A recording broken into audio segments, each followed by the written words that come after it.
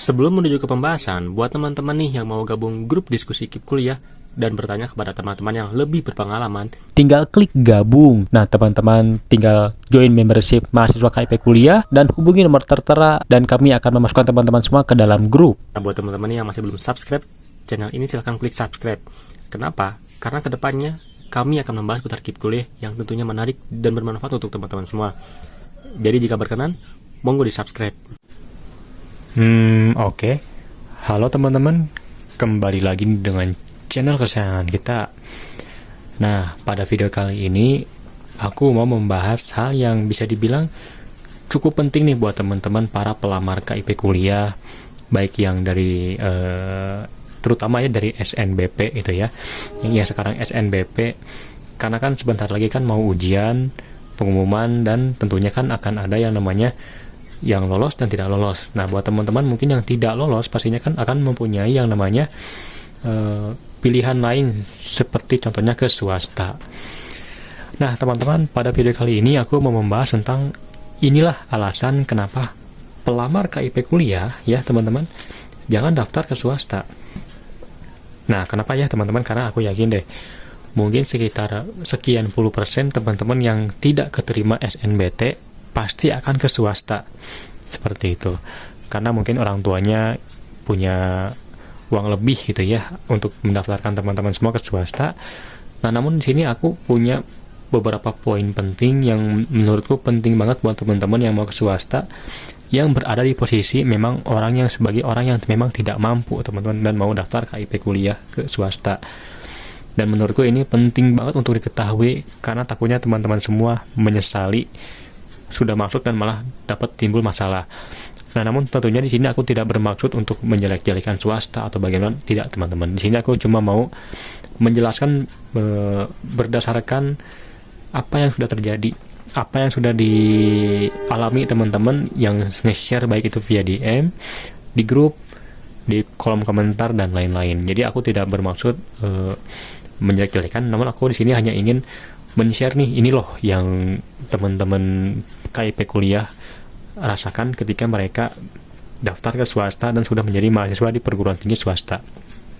Oke, yang pertama itu terkait dengan kebijakan. Nah, apa sih Kak maksud dari kebijakan ini? Teman-teman, kalau teman-teman bisa bertanya gitu ya kepada teman-teman yang sudah lolos KIP kuliah di negeri, untuk kebijakan ini tidak terlalu ribet teman-teman. Maksudnya tidak terlalu ribet itu bagaimana gitu ya? Bagaimana sih maksudnya? Nah, teman-teman, di PTS itu ya, karena mungkin kuotanya sedikit. Ya, karena kuotanya kan sedikit nih. Nah, makanya PTS memang lebih lebih ketat dengan yang namanya masalah kebijakan. Mungkin buat teman-teman semua yang penerima KIP kuliah di swasta, jikalau teman-teman semua mungkin sudah semester 1, 2, 3 dan mau mengundurkan diri, maka teman-teman semua harus bisa mengembalikan uangnya. Nah, memang bisa dibilang setegas itu teman-teman di PTS. Kenapa? Karena mungkin kuotanya sedikit ya, dari yang aku pahamin gitu ya. Kemudian yang kedua adalah ribet. Kenapa di sini aku mengatakan ribet? Karena memang namanya juga swasta teman-teman, berbeda dengan negeri. Nah, buat teman-teman kan yang daftar SNBT nih atau SNBP sama aja lah, kan kita daftar SNBT-nya atau akunnya, lalu daftar juga KIP, tinggal disinkronkan, pilih jurusan gitu ya, jurusan sama univnya. Semisal lolos, daftar ulang, ya tinggal kuliah. Cuman begini doang teman-teman di di PTN ya. Nah, lain halnya semisal kalau teman-teman semua ke PTS atau ke swasta, ini lain, nggak kayak gini teman-teman. Nggak kayak teman-teman cuma sekadar daftar, pilih jurusan, terus daftar ulang kuliah. Enggak teman-teman, kalau di PTS. Di PTS itu lebih ribet teman-teman, karena teman-teman tentunya kan pertama, kalau di PTS yang tidak salah aku ingat adalah teman-teman itu harus daftar, Nah, daftar ini tuh masih ada seleksinya teman-teman. Karena ada beberapa kampus swasta yang ada seleksinya juga, atau seleksi mandirinya ya, mungkin seperti itu. Seleksi mandirinya di beberapa kampus swasta, teman-teman. Nah, dari seleksi tersebut, kita kan semisal kita terima nih, masih ada syarat teman-teman. Seleksi, kemudian ada juga yang namanya syaratnya. Nah, ada syarat ya teman-teman. Daftar, ada seleksi, ada syaratnya. Kemudian setelah ini teman-teman juga masuk ke yang namanya itu mungkin diwawancara ya. Loh kok beda banget ya, kalau di PTN itu kita tidak diwawancara. Di PTN pun ada yang diwawancara, tapi jarang banget. Tapi kalau di PTS itu berkemungkinan mungkin 70% tuh bakal diwawancara. Kenapa sih bisa diwawancara ya di PTS? Simple, karena kuotanya sedikit teman-teman, seperti itu. Nah, oke, kita langsung coba masuk ke poin nomor 3 nih. Yang sering kita tadi katakan ya teman-teman, apa sih? Yaitu kuota. Ya teman-teman, jadi kuota di PTS itu sedikit teman-teman. Berapa sih kak sedikitnya? Kalau aku bisa menjabarkan, nah ini bukan dari opiniku teman-teman, melainkan dari pengalaman kawan-kawan yang sudah daftar di PTS dan mengatakan, oh kak segini loh kuota di PTS ku, sekitar cuman 100 teman-teman. Nah pertanyaannya,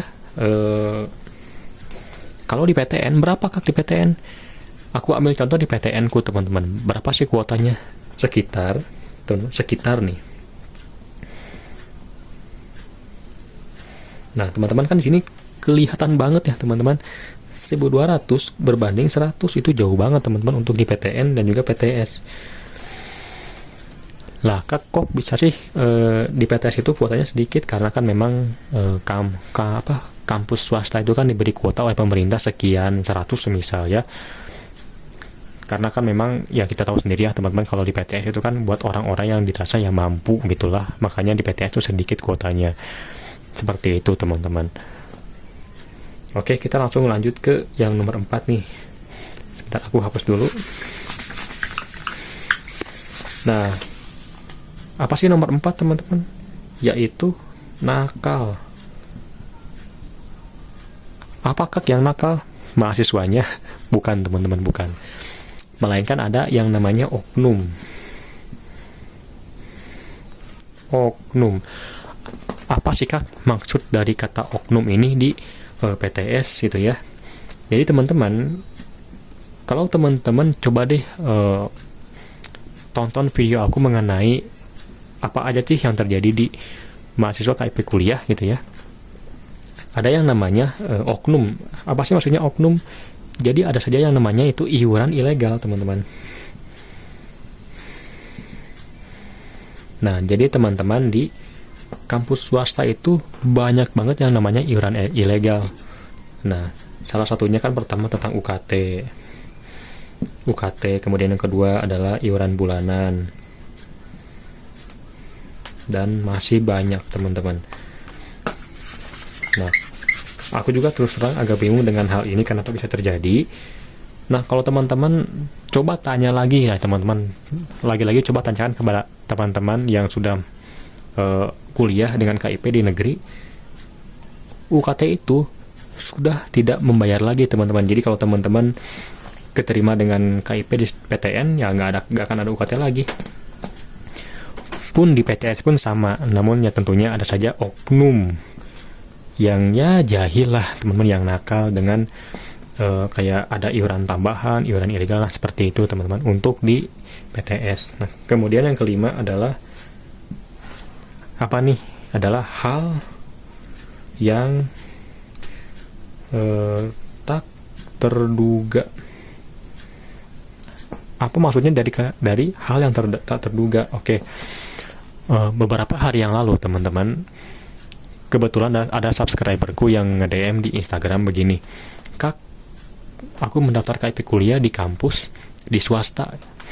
Nah namun sayangnya jalan beberapa semester kampusnya malah tutup. Nah teman-teman bayangin deh gitu ya, udah seneng keterima KIP kuliah, bisa kuliah, kampusnya malah tutup. teman-teman bayangin deh gitu ya, malah tutup kampusnya, kan itu udah hal yang di luar kendali kita teman-teman. Kampusnya malah tutup, kan itu udah menjadi, menurutku adalah kerugian bagi para penerima KIP kuliah. Seperti itu. Kenapa sih bisa rugi ya teman-teman? Kita dapat KIP kuliah, kita kuliah gratis, dapat uang biaya hidup, tahu-taunya kampus malah mau tutup gitu ya. Yang otomatis semua ini tuh tidak akan kita dapatkan lagi teman-teman, seperti itu gitu. Nah, dia pun karena mendengar kabar mau tutup kampusnya, dia pengen mengundurkan diri. Nah, kembali ke poin sebelumnya, ketika mengundurkan diri, biasanya di PTS akan dimintai ganti rugi gitu ya. Oh, kamu kan sudah dapat uang sekitar sekian juta dari KIP kuliah, mana uangnya, ganti rugi. Nah, biasanya seperti itu teman-teman. Oke. Nah, teman-teman, mungkin sekian pembahasan mengenai inilah alasan kenapa pelamar KIP kuliah jangan ke swasta. Nah, semoga teman-teman semua bisa memahami apa yang aku jelaskan ya, dan lagi-lagi ya, di sini aku tidak menjelek-jelekan swasta atau bagaimana, tidak teman-teman. Di sini aku hanya ingin menjelaskan pengalaman dari teman-teman yang pernah ke swasta dan inilah yang terjadi seperti itu. Oke, semoga teman-teman semua bisa paham. Kita bertemu lagi di video selanjutnya. Goodbye.